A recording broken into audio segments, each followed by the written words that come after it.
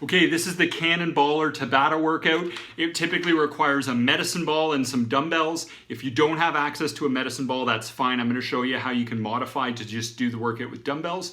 It's great for overall fitness, but it's especially good for toughening up the shoulder joints.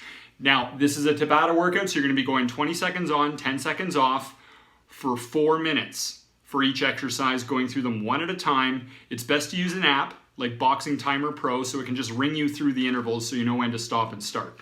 We're going to start off with the first exercise, which is foot on bench, forward bends. Now for this one here, I'm going to use an 8-pound medicine ball, as you see here. Okay? I'm going to have one foot on the bench behind me, knee bent, toes down. I'm holding the medicine ball straight down at arm's length. Now I'm just going to bend forward, keeping a straight spine. I go down to the top of my foot, then all the way up, and I repeat. Just like this. Okay, this is going to work my hamstrings, my glutes, my low back, single leg stance stability. Now a progression is to do this. I kind of drop catch the medicine ball at the bottom of each rep. A further progression could be just doing this freestyle without having the foot on the bench. Now, if you don't have the medicine ball, I actually just take a dumbbell and I hold it in the bow tie position, just kind of like this, gripping the end plates. And I might just do the same thing, just like this, and then at the bottom, I do my little drop catch.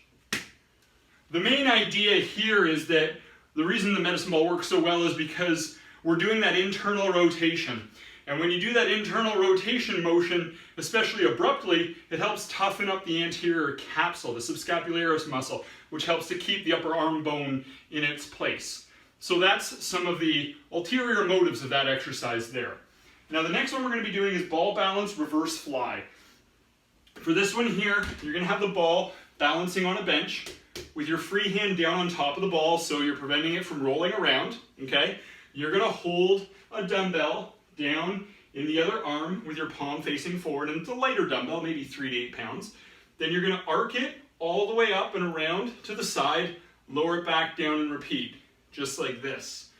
Okay, so this is going to be working your mid-back, and then just from the front, it would look like this, okay?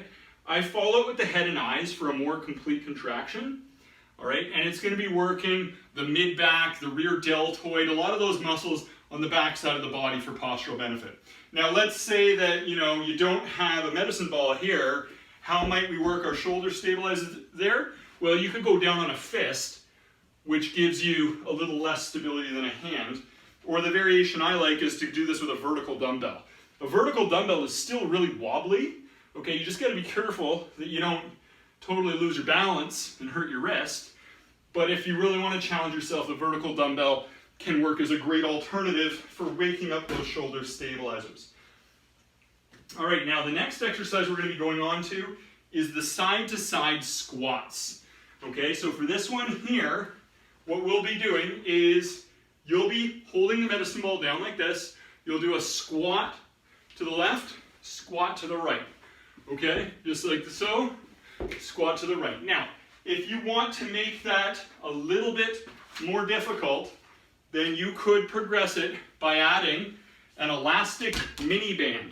So it'll look like a closed loop, like this, and you can order these things online. And you would just step through this loop, okay? So you'd have it down around your ankles, so that when you're doing this motion, well now, you're working the outer hips a lot more, okay? So that can definitely be a progression that you can work in. And then the other thing is that you can toss and catch the medicine ball at the top as a progression. So let's say I go down here, then I do that whole toss and catch motion, okay, is really helpful for shoulder rehab and for bulletproofing the shoulder joints. So you're going to see me work that in periodically for the anterior capsule. Now, the next one we're going to be going on to is ball balance inclined push-ups. Okay, so for this one here, we're going to be doing a push-up with the ball on the bench in one hand and your other hand on the bench. Okay, so you'd just be doing a standard push-up, just kind of bringing the corner of the chest down to the ball, keeping the ball steady. And you'd be doing you'd be alternating sides, okay? So you'd eventually go with the other hand on the ball. I'm just going to give you an alternative view so you can totally see what I'm doing here. One hand is on the bench and one hand is on the ball. And I'm doing a push-up, okay? Just like this.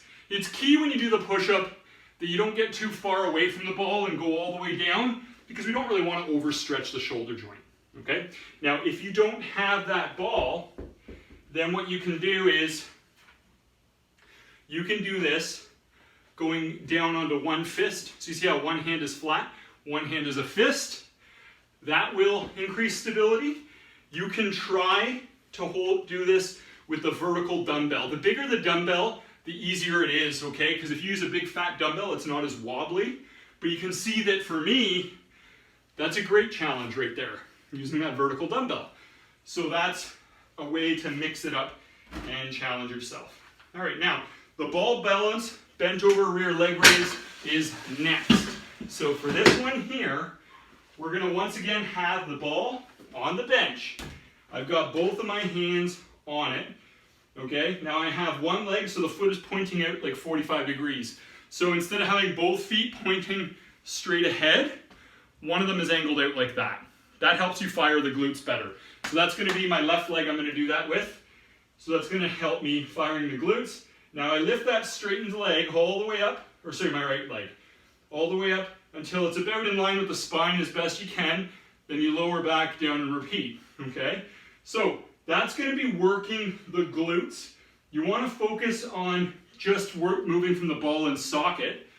Once again, I could take this looped mini band, and if I wanna progress it, I could just throw this around my ankles and I could do that movement again. And that makes it far more difficult. Very advanced exercise now, okay? Now, if I didn't have the medicine ball, then what I could do here is I could have both hands stabilizing, gripping the top end plate like this, and balancing it on the bench.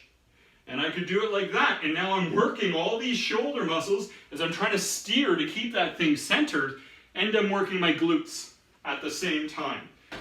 Okay, so that is the ball balance, bent over, rear leg raise. And if you don't have one of these things, you could also use a weighted anklet. So a weighted anklet would look like this, okay? You could buy them at most big box stores or online, and you just kind of you use the Velcro, and you tighten it around your ankle, okay? And it just gives a little bit more weight and resistance for you. Now, next up, the dippity-doo side bends. Okay, this one is surprisingly effective for your core. It looks very innocent, but it's not so innocent. All right, what you'd be doing here is you'd be holding the medicine ball overhead. You take a step to the side, then you bend to the side.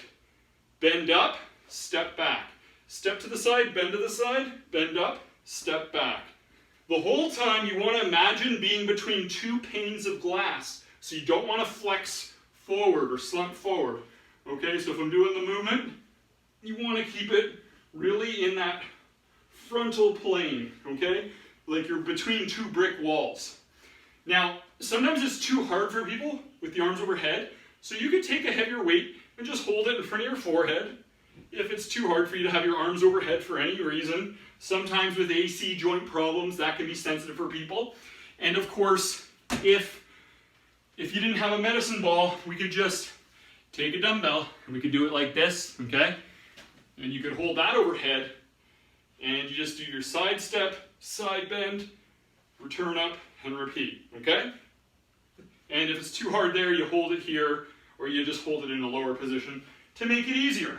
And you will feel that one most likely in your sides the next day. Now, the next exercise is the ball balance calf raises.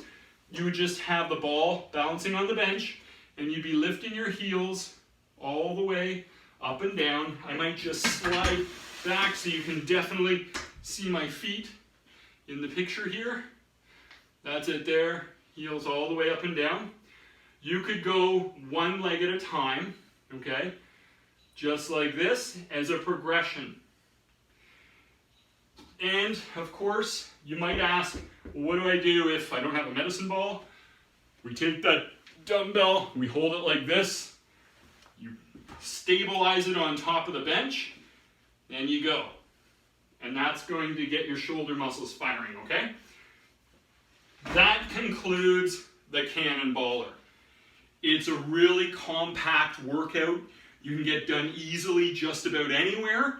Although it's traditionally taught as a medicine ball workout, as you've seen here today, you don't even need the medicine ball. You can do dumbbell modifications on everything, and it's very challenging that way as well. It's a great workout. I know you're going to love it.